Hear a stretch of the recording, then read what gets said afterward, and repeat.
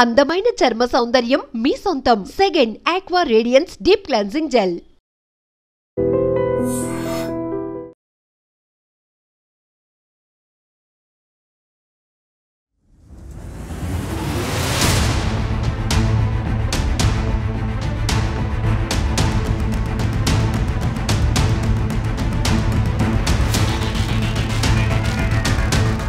అనుమానమే పెనుభూతమైంది. తన భార్యతో వివాహేతర సంబంధం కొనసాగిస్తున్నాడన్న అనుమానంతో ఆటో డ్రైవర్ను మూటలో కట్టి ఊపిరాడకుండా చేసి హత్య చేశాడు ఓ భర్త.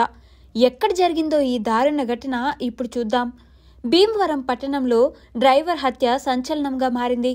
చినరంగనిపాలెంలో ఉండే కాటూరి దుర్గారావుకు 10 ఏళ్ల క్రితం వివాహమైంది. భార్యాభర్తల మధ్య విభేదాలు రావడంతో కొన్నేళ్ల క్రితం భార్య పుట్టింటికి వెళ్లిపోయింది. వేరే వ్యక్తిని వివాహం చేసుకుంది. దుర్గారావు ఒంటరిగా ఉంటున్నాడు.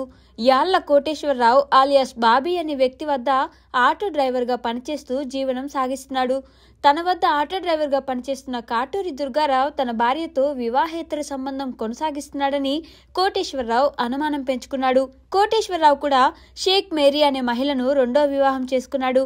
వారిద్దరిపై అనుమానం పెంచుకున్న కోటేశ్వరరావు దుర్గారావును పిలిచి అడగడంతో ఇద్దరి మధ్య వాగ్వాదం జరిగింది. దుర్గారావు తాను అలాంటి వాడిని కాదని నచ్చజెప్పాడు. అయినా కూడా బాబీ కక్ష పెంచుకున్నాడు. యాళ్ల బాబీ సొంత ఊరు డాక్టర్ బిఆర్ అంబేద్కర్ కోనసీమ జిల్లా వెదిరేశ్వరం. దుర్గారావును అక్కడికి తీసుకువెళ్లి బెదిరించి ఏదో ఒకటి చేయాలని బాబీ నిర్ణయించుకున్నాడు. ఈ నెల 4వ తేదీన దుర్గారావును బాబీ పని ఉందని ఇంటికి తీసుకువెళ్లాడు. అక్కడ బాబీ, అతడి భార్య మేరీ, వారి 16 ఏళ్ల కుమారుడు కలిసి దుర్గారావుపై దాడి చేశారు.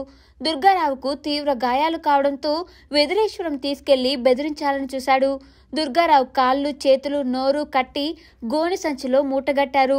అనంతరం బాబీ, అతని కుమారుడు కలిసి ఆటోలో వెదిరేశ్వరం తీసుకెళ్లేందుకు బయలుదేరారు. మార్గమధ్యంలో దుర్గారావు కదులుతూ ఉండడంతో సంచిని మరింత గట్టిగా తాడుతో కట్టేశారు. వెదిరేశ్వరం వెళ్లేసరికి దుర్గారావు మృతి చెందాడని నిర్ధారించారు. ఏం చేయాలో తోచని స్థితిలో తండ్రి కొడుకులు దుర్గారావు మృతదేహాన్ని అదే ఆటోలో రావులపాలెం రూరల్ పోలీస్ స్టేషన్ పరిధిలో జొన్నాడ కాలువలో మృతదేహాన్ని విసిరివేశారు. అనంతరం ఏమీ తెలియనట్లు తండ్రి కొడుకులు వెనక్కి వచ్చేశారు. అయితే దుర్గారావు ఈ నెల 4 నుంచి కనిపించకపోవడంతో అతడి సోదరుడు నాగరాజు అన్ని చోట్ల వెతికాడు. ఆచూకీ లభ్యం కాకపోవడంతో ఈ నెల 21న యాళ్ల బాబీపై అనుమానం వ్యక్తం చేస్తూ 1 టౌన్ పోలీసులకు ఫిర్యాదు చేశారు. కేసు నమోదు చేసిన పోలీసులు వారి కోణంలో దర్యాప్తు ప్రారంభించారు. బాబీ, అతడి భార్య మేరీ, వారి కుమారుడిని అదుపులోకి తీసుకుని విచారించారు. దీంతో పోలీసులు జొన్నాడ కాలువలో కుళ్లిపోయి ఉన్న మృతదేహాన్ని వెలికితీశారు. మృతదేహానికి రావులపాలెం ఆసుపత్రిలో పోస్టుమార్టం నిర్వహించినట్లు తెలిపారు. తన వద్ద పనిచేస్తున్న యువకుడిపై అనుమానం పెంచుకున్న బాబీ ఇలా చేయడంపై పలువురు ఆవేదన వ్యక్తం చేశారు. గురువారం రాత్రి దుర్గారావు బంధువులు, స్నేహితులు పోలీస్ స్టేషన్ వద్ద నిందితులను కఠినంగా శిక్షించాలంటూ ధర్నాకు కూడా దిగారు. కేసు దర్యాప్తు చేస్తున్నట్లు పోలీసులు వెల్లడించారు. ఏది ఏమైనా అనుమానం ఓ అమాయకుడిని బలి తీసుకుంది.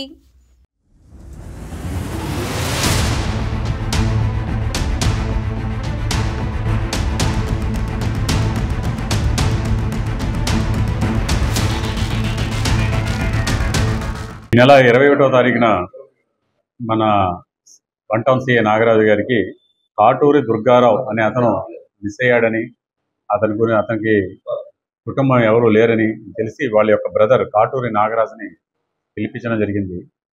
పిలిపిస్తే అతను తన అన్న 4వ తారీఖు నుంచి కనపట్లేదని, అలాగే ఆ రోజు వాళ్ళ ఓనర్ గారైన ఎల్లా కోటేశ్వర ఎలియాస్ బాబీ వాళ్ళ కొడుకు షేక్ జానీ వచ్చి తీసుకెళ్లారని చెప్పాడు.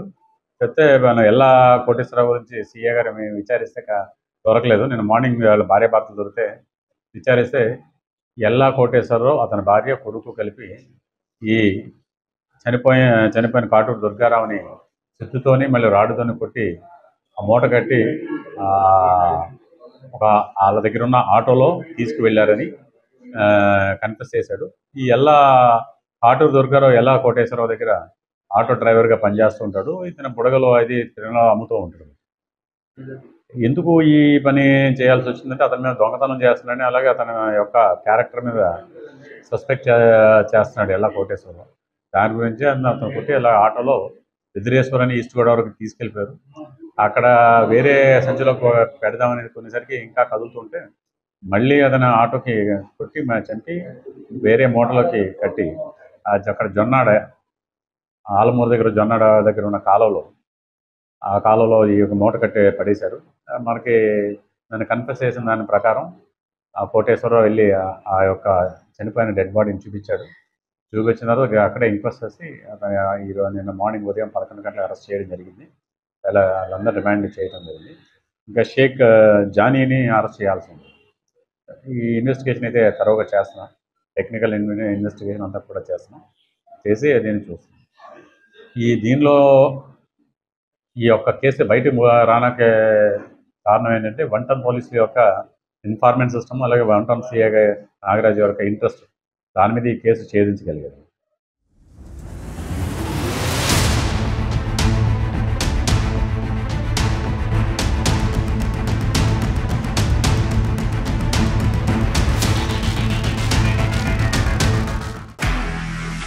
నిజంగా ప్రస్తుతం ఉన్నటువంటి సమాజం దేనికి ప్రయారిటీ ఇస్తుంది?